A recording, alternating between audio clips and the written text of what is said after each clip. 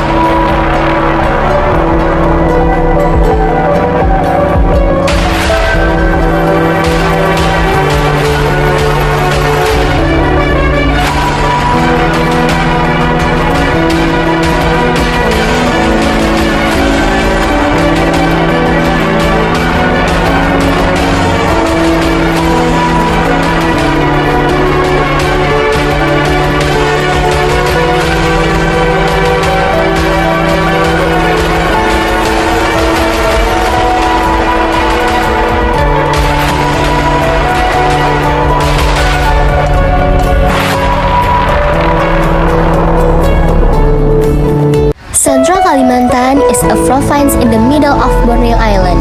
It has big forests, long rivers, and many kinds of animals like orangutan and hornbills.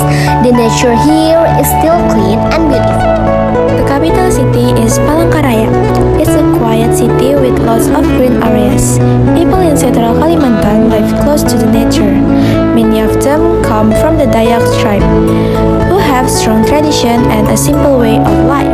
You can find traditional house made of wood, people wearing colorful clothes, and dance that tell stories from the past. The culture here is special and of meaning.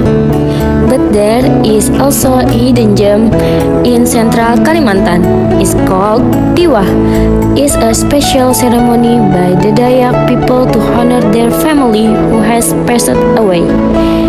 It's how love, respect, and their deep belief in after death.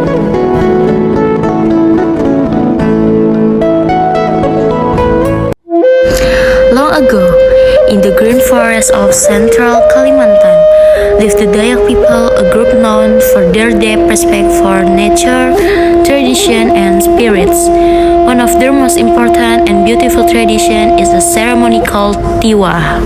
Tiwah is not just a funeral, it is more than that. It is a way for family to say goodbye to their loved ones and help their souls go to the spirit world. When someone from the Dayak tribe dies, they are first buried in a simple grave, but their souls does not go straight to the afterlife. According to Dayak belief, the soul stays in this world until the family perform the Tiwah ceremony. Only after that, the soul can continue its journey to Leutatau, which means the eternal village or the place where the souls belongs after death. Tiwah is a big and sacred event.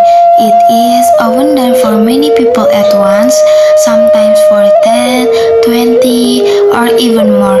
Family usually wait until they have enough money and are ready because Tiwah needs a lot of preparation and is very important for the whole community.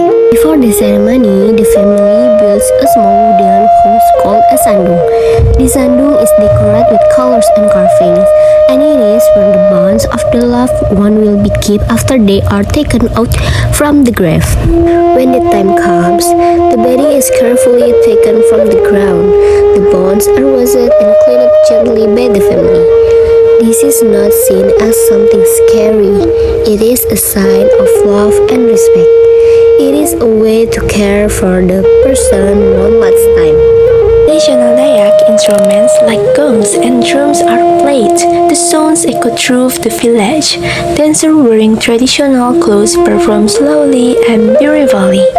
Their movements tell old stories, stories that are passed from one generation to the next. The smell of incense fills the air. Offerings like food, rice, and meat are placed to honor the spirits. The whole village joined the ceremony. It's not just sad, it's also a celebration. There is dancing, singing, eating, and remembering. Children also join, wearing traditional costume. They laugh and play, learning the culture of their ancestors. Sometimes animals are sacrificed in the ceremony. This is not done to hurt, but as a sacred offering to help the souls travel safely to the next world. The white buffalo is the most special of all, believed to carry the spirit to the afterlife. A very important part of Tiwa is the Basara. This is a time of prayer and communication with the spirits. A Balian or shaman leads the ritual.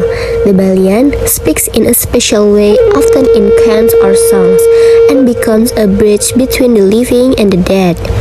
Through the Balian, the family can send message to the spirit and the ancestor may answer. As the ceremony continues, people eat together, laugh, cry, and share stories. They remember the person who passed away, not with sadness, but with love. They believe that as long as someone is remembered, they are not truly gone. When the sun rises the next day, the bones are placed inside the sandung. The family sings praise and blesses the spirit. This is the final goodbye. Now the soul is free. The journey is complete. The spirit has reached Leutat For the Out. Dayak people, death is not ending, it is part of the cycle of life. Tiwa is the bridge between his world and the next. But Tiwa is not about death. It teaches us important value, respect for our elders, love for family, connection with nature, and the importance of tradition. Every dance, every prayer, every drumbeat carries this value. Even though the modern world is changing and technology grows fast, the Dayak people keep Tiwa alive. Because for them, this tradition is not something old, it is something scared. It is part of who they are. Now, more and more people are learning about Tiwa. Visitors come to see it, not to describe it, but to understand it. They come to learn how the Dayak people honor live, even in death. So, if one day you hear the sound of gongs and drums deep in the forest of Kalimantan, it might be the sound of a Tiwa, a family saying goodbye, a soul going home, a village remembering its roots.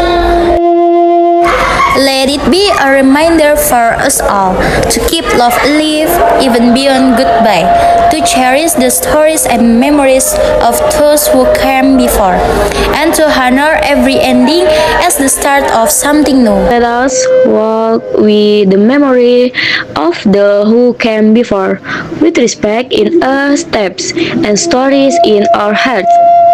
Let us keep the first burning not just in ritual, but in how we live, how we love, and how we remember. Stand with those who still dance under the same sky, who still light incense with hope, who still believe that the soul Let us never not tried forget that. Tiwa. Let us protect it, learn from it, and carry its wisdom. Because in this tradition lies the heart of a people and the soul of a culture that refuse to be forgotten.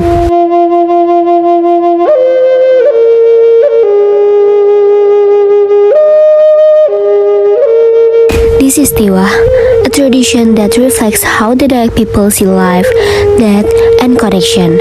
It preserves cultural identity, strengthens community bonds, and reminds us that remembrance is a form of love.